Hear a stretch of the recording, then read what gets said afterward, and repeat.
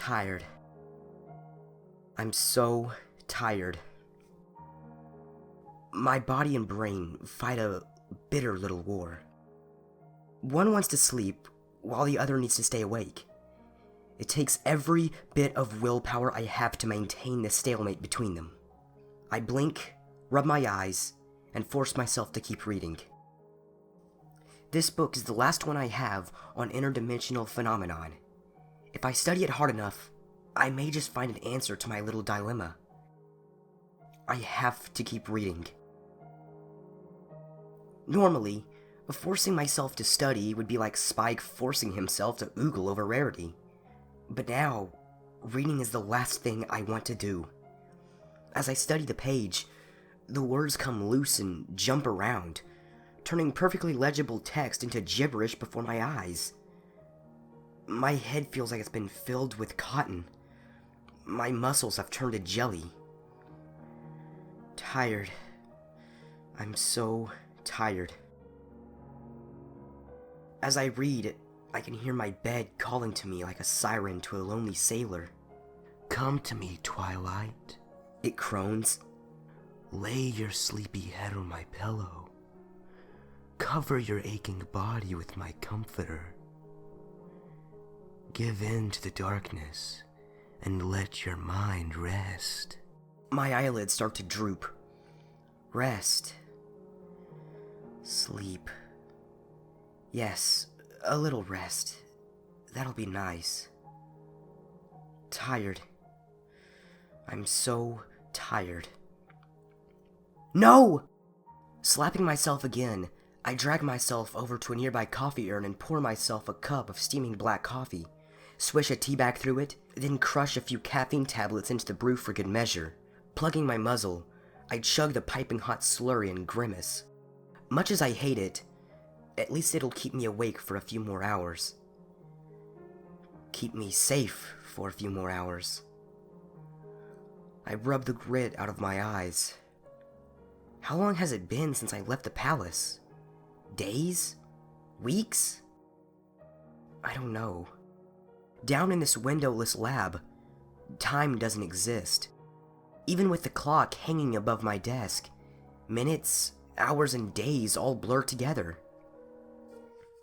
I'm not even sure if there's still an Equestria anymore, or if Pony Kind still exists. Before I cast the force field around the castle, all of the staff were sent away. Even Spike. I'm sorry, Spike. But I can't let that thing find you too. I shudder. Even the thought of the thing seems to get its attention. The moment I even start thinking about it, I can feel its presence. A rat scrabbling away behind the walls of reality, watching me, waiting for me. Infinitely patient, infinitely alien, infinitely evil. I scour the book on my desk, frown, then hurl it against the wall, cracking the magic-infused crystal. Nothing! 550 pages of extra-dimensional phenomenon, and I still have no idea what I'm dealing with. Scowling, I sit up and trot over to the mirror in the center of the lab, weaving my way through an obstacle course of discarded scrolls, crumbled up notes, and candy wrappers.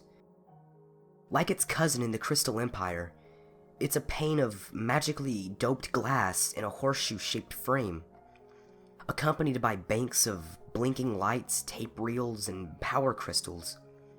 On its side is a crude dial marked Destination. I see more than myself in the reflective pane. I see the bloodshot eyes and greasy mane, the heavy eyelids and unkempt fur. I hate it. More than I've hated anything in my entire life. Countless hours scouring Star Swirl's work for clues on how to build it, thousands of bits and hundreds of hours spent constructing the horrible thing. And what great world-changing discovery did I make? That sometimes it's better to leave the multiverse alone. I trot around the mirror, alternating between studying it and rubbing my chin. Should I destroy it? The mirror was deactivated right now. I haven't used it since the first nightmare, but was it possible that the thing was using my creation as an anchor of sorts, allowing it to extend its consciousness into our universe? Destroying it could break the connection, or make things exponentially worse. Already, I can feel the energy leaking from my body.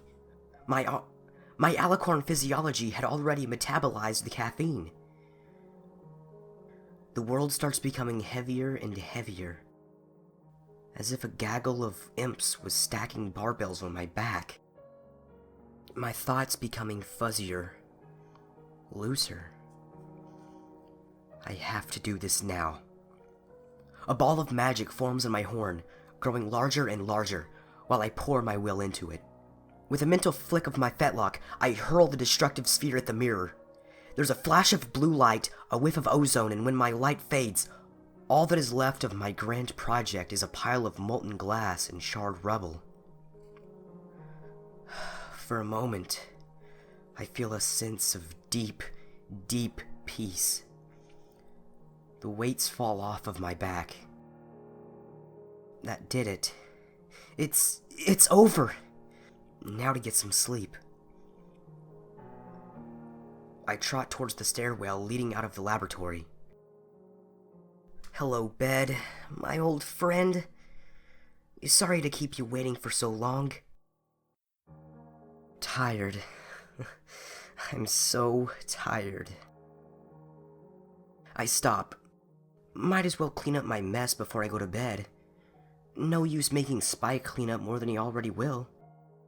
A broom and dustpan float out of the supply closet in the corner and take position beside me. I turn to face the pile of wreckage that used to be the mirror. The broom and dustpan fall to the floor, along with my jaw. It's fixed. I rub my eyes, blink a few times, then rub them again for good measure. I trot over to the mirror, running a hoof over its frame. What? How could this be? It's in perfect condition. No chips, no cracks, not even a single scratch. It could have been fabricated just yesterday. I pull a forehoof back and slam it into the mirror, breaking it into 1,000 pieces, each shard emblazoned with my face. I turn my head for a few moments, then look back. It's still there. I twist it into pieces with my telekinesis, still there. I crush it into a sphere the size of a marble, still there. I slam it against the walls of the lab, still there. As I destroy the horrid device again and again, I feel the thing. It's laughing at me. After a while, I slump to the floor, hot tears trickling down my cheeks. I can't move. The energy drain is too much. Pitifully, I stretch a hoof towards the coffee pot and try to pick myself up. Slowly, my eyelids shut. My breathing slows. Just a few seconds. Reality blurs. The universe fades. Tired. I'm so tired. When I come to, I'm a very long way from home. Hoisting myself off the ground, I pluck bits of razor-sharp gravel from my coat and shiver. On both sides of me are walls of jagged obsidian higher than the highest mountain stacked atop this second highest mountain. There's no sun in this bizarre version of Equestria. No clouds, no wind, not even a sky. The only light sources are these patches of glowing red slime dripping from the walls. As I shiver in the frigid, flinty air, the thing approaches. I don't see or hear anything. There's no sound whatsoever, save for my own terrified heartbeat. Somehow, I can feel that it's approaching. Fast. The prey animal inside me kicks in. I rear up on my hind legs, whinny, and gallop down the canyon. Frantically, I scan my surroundings. I spot a warm white light with the same horseshoe shape as the portal. Quickly, I charge towards it. Each step pushes jagged, glassy rock into the frog of my hoof, but I grit my teeth and push myself forward. I'm a princess of Equestria. I can do this. The feeling grows stronger by the second. Whatever the thing is, it's catching up. I hurl myself through the canyon. Sharp outcroppings slice up my sides. One takes the tip off my left wing. Another takes a small chunk out of my right hoof. My teeth clench. Pain is pushed aside. All that's left is will. Nothing else matters but the portal. The friendly light grows larger with every hoof step. I'm nearly overcome with joy just from looking at it. Home. Sweet home. It's been so long, much too long. Something catches my foreleg. I yelp and stumble face first onto the canyon floor. Every vertex, every edge is a blade, slicing my body to ribbons. I scrabble desperately on the slick stone to try to regain my footing, only to slice myself up even more. Blood wells up from the countless cuts, turning my coat dark purple. It's a miracle, or a curse that I haven't blacked out yet. The feeling crescendos. Something grabs my body and locks it into place, like I was suddenly encased in a block of glass. Against my will, I'm slowly rotated away from the portal and back towards the darkness. I hear a sound, like a mountain-sized bell tolling. Something materializes from the darkness. It's a door. Larger than 100 Canterlot castles stacked atop each other. From what I can see in the dim light, it's made of a featureless material resembling polished basalt. With it are no markings of any kind, no visible hinges, only a thin seam running straight down the middle. One look at the thing, and I instantly forget my horrible pain. My stomach turns to ice, tears of pure fear trickle down my cheeks. It found me. This thing is no rat. This is beyond anything I have ever experienced. It's like I'm a dust mite staring up at the hoof of an alicorn, trying to comprehend what it's looking at. Only I'm the dust mite and the alicorn is looking back. And it's laughing. There's a sound like a planet screaming in pain. A thin line of light appears where the seam once was. A harsh, unnatural light of a color that I can't even begin to describe, sapping what little will I have left. Slowly, the line grows wider. The light pierces through me, burning me from the inside out. I slam my eyes shut, but the light pierces right through me, growing brighter, hotter. Finally, it fades, blinking away spots. I open my eyes. I instantly regret it. Behind the door is a wall, an infinitely tall, infinitely long wall, made of bodies. My bodies. Beyond the door's threshold, there are hundreds of Twilight sparkles. Slender, elegant alicorns, shriveled up crones, blank-flanked fillies, colts, even newborn foals, still attached to their umbilical cords and covered in birth fluids. All welded together into a squirming, screaming wall. I swallow my gorge. Urine trickles onto the rock below me. Some of the Twilights resemble my mirror universe counterpart. Some are covered with scales, others have multiple heads. Some have no heads. Some have heads and nooses or heads with horrific wounds. All are in pain. The wall bends in my direction, 1,000 Twilights reaching out towards me, welcoming another sister to the fold. A hole opens up in the wall, exactly my size and shape. A spot on my left shoulder suddenly flares in pain. I look down to see a bulge of liquefied fur and flesh stretching towards the niche in the wall. Several more flares of pain follow, and more bulges pop out of my skin, stretching themselves into hair-thin ribbons of liquid pony. Lavender fluid starts to ooze into the depression like molten candy into a mold. The sight of liquefied flesh triggers something in me. With a strength I never knew I had, I break the door's control and stagger back towards the portal. Long streamers of blood and liquid flesh trail behind me. Ignoring the pain of being simultaneously melted and sliced apart, I drag myself towards the portal. Closer, closer, closer! The world grows dim. I slump to the ground. Just give up.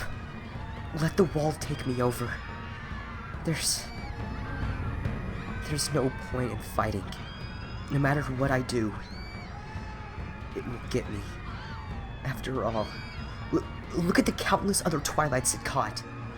They tried. They failed. Why would I be any more successful? No! Shaking off the treacherous thoughts, I reach a hoof out towards the glowing outline. There is a jolt and a flash of light.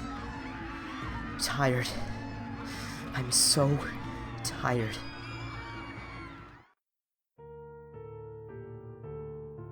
I'm back. Laying flat on my stomach, next to that accursed mirror.